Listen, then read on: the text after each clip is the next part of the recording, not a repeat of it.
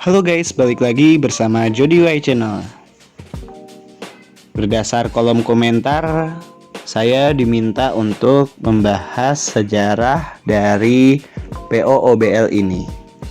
Bus asal Temanggung yang identik dengan gajahnya. Kalau iklan minuman larutan itu yang ada badaknya. Kalau OBL ini yang ada gajahnya. Tidak ada gajah, tidak bagus. Nah, lanjut aja kita bahas sejarah bus ini. Sebelum menonton, ada baiknya kita dukung channel ini dengan cara like, comment, share, and subscribe.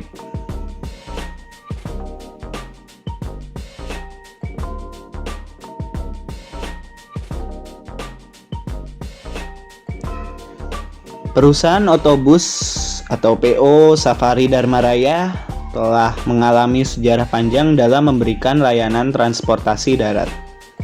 Bagi yang tinggal di daerah Temanggung, Jawa Tengah, tentu saja sudah tidak asing dengan operator bus yang satu ini.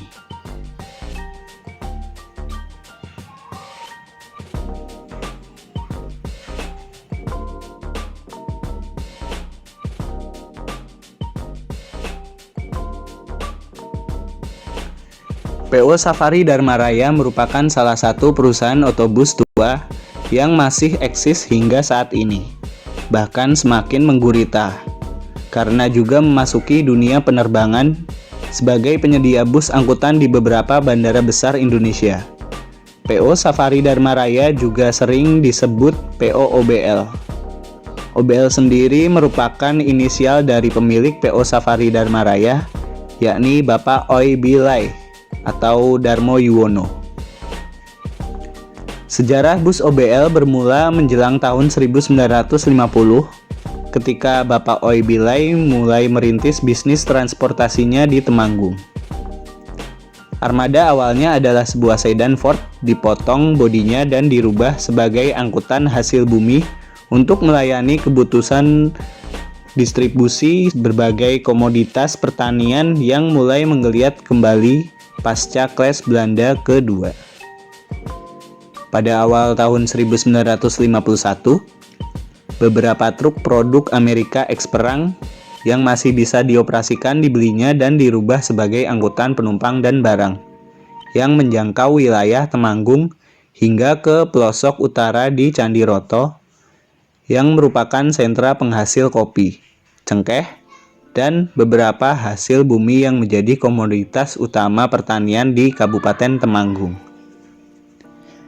Bisnis ini benar-benar berkembang cepat sehingga pada tahun 1956,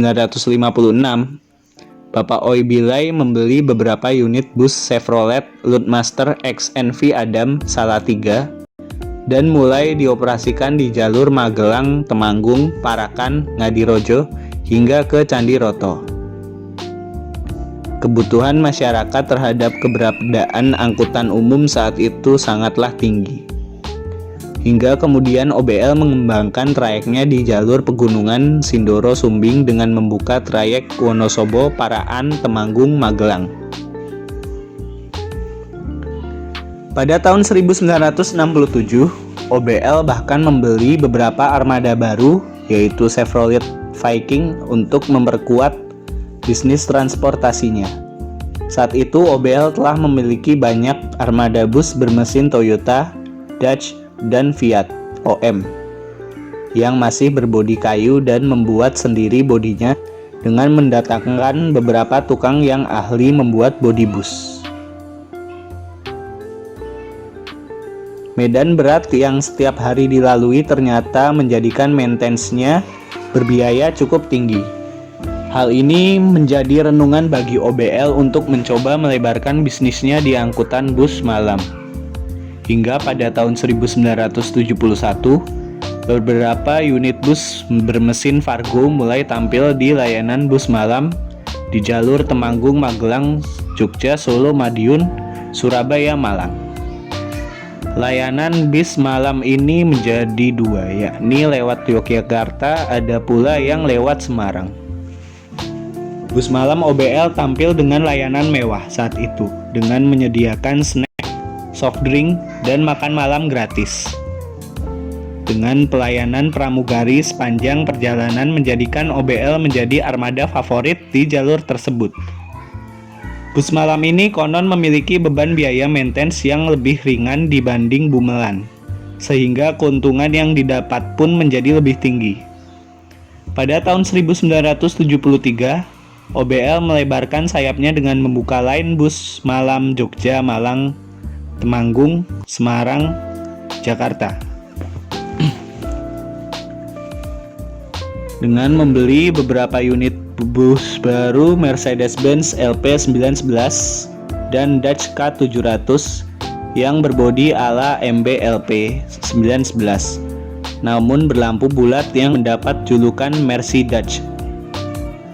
Persaingan bisnis angkutan bus malam saat itu sangatlah ketat. Banyaklah PO baru bermunculan, dan hal ini menjadikan OBL harus tetap tampil up to date dan meremajakan armada dengan membeli beberapa unit bus Mercedes-Benz OF1113 berbodi Malindo untuk memperkuat armada bus malamnya dan mulai tampil dengan nama Safari Dharma Jaya atau Safari Dharma Raya. Pada saat itu layanan Bumelan ditutup dan OBL fokus di pelayanan bus malam, hingga membeli beberapa unit MBOF Expata Build Up Singapura yang sudah berpendingin udara berwarna putih bergaris merah, dan Ford Metsec R192 Build Up Inggris berwarna hijau. Saat itu OBL juga telah memiliki armada layanan paket dengan mengoperasikan truk Mercedes, beberapa Isuzu, dan bus paket yang merupakan armada bus malamnya. Pada awal tahun 1984, beberapa unit baru Mitsubishi BM115 buatan karoseri Malindo didatangkan bersama beberapa Mercedes-Benz OF1113 berbodi Delima Jaya untuk menghidupkan kembali armada Bumelan di jalur Magelang-Ngadirejo. Uniknya, pada saat ramai penumpang, bus Bumel ini diperbantukan sebagai armada bantuan bus malamnya. Namun Bumelan ini tidak bertahan lama dan OBL kembali fokus di layanan bus malam. Seiring dengan tingginya animo masyarakat, maka awal tahun 1989 OBL menambah dua jurusan baru, yakni Denpasar Jakarta PP dan Denpasar Jogja Temanggung PP. Menyusul pada tahun 1997 jurusan Mataram Jakarta PP dan Mataram Jogja Temanggung PP. Tahun 2001, rute jarak jauh kembali ditambah melayani jurusan Jakarta Semarang Solo, dan di tahun 2003, Safari Dharma Raya sudah memasuki rute Bima Jakarta PP dan juga Bima Jogja Temanggung. Selain menggeluti angkutan antar kota, PO OBL ini juga menggeluti angkutan bandara dan paket dimulai tahun 1999 ketika mendapatkan kontrak 3 tahun untuk keperluan unit bus angkutan Bandara Juanda Surabaya. Setelah akhir kontak dengan Bandara Juanda Surabaya, Safari Dharma Raya di tahun 2002, OBL kembali dipercaya untuk memproses tender pengadaan dan pelayanan bus angkutan bandara dari PT Gapura Angkasa sampai dengan 5 tahun untuk pelayanan di Bandara Ngurah Rai, Bali. Sebagai PO yang sudah besar, PO OBL menggunakan berbagai macam sasis untuk busnya. Meski sebagian besar menggunakan Mercy, OBL juga memakai sasis seperti Scania, Hino, MAN, bahkan sasis gado-gado yang menggunakan mesin Weichai dan Yuchai. OBL juga menjadi sarang bus-bus langka seperti Mercy OH 1518 Neoplan, 1518 XBC Matic, dan MAN 18310 HOCL. OBL termasuk pengguna awal sasis Scania di Indonesia dengan sasis Scania K114 dan K124. Untuk urusan bodi, OBL mempercayakan sebagian besar busnya kepada karoseri Adiputro dan Morodadi Prima. Bus-bus lama ex Safari Raya kemudian diturun kelaskan menjadi kelas ekonomi di bawah manajemen PO Safari Dharma Raya. Pasca meninggalnya pendiri Bapak Darmo Yuwono pada tahun 1989, OBL diturunkan kepada kedua putra, yakni Bapak Hendro Darmo Yuwono yang memiliki kantor di Jakarta dan Bapak Santoso di bawah pengawasan Ibu Sutari Darmo Yuwono yang berkantor di Temanggung.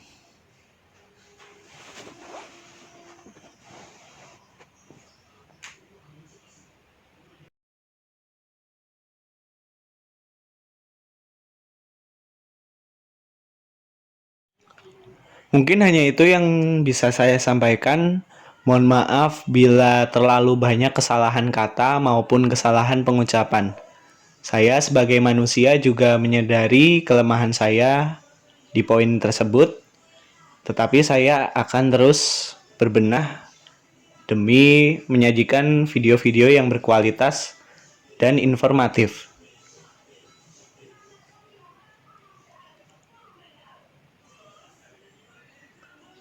Manusia tidak luput dari kesalahan. Terima kasih bagi yang sudah mendukung channel ini.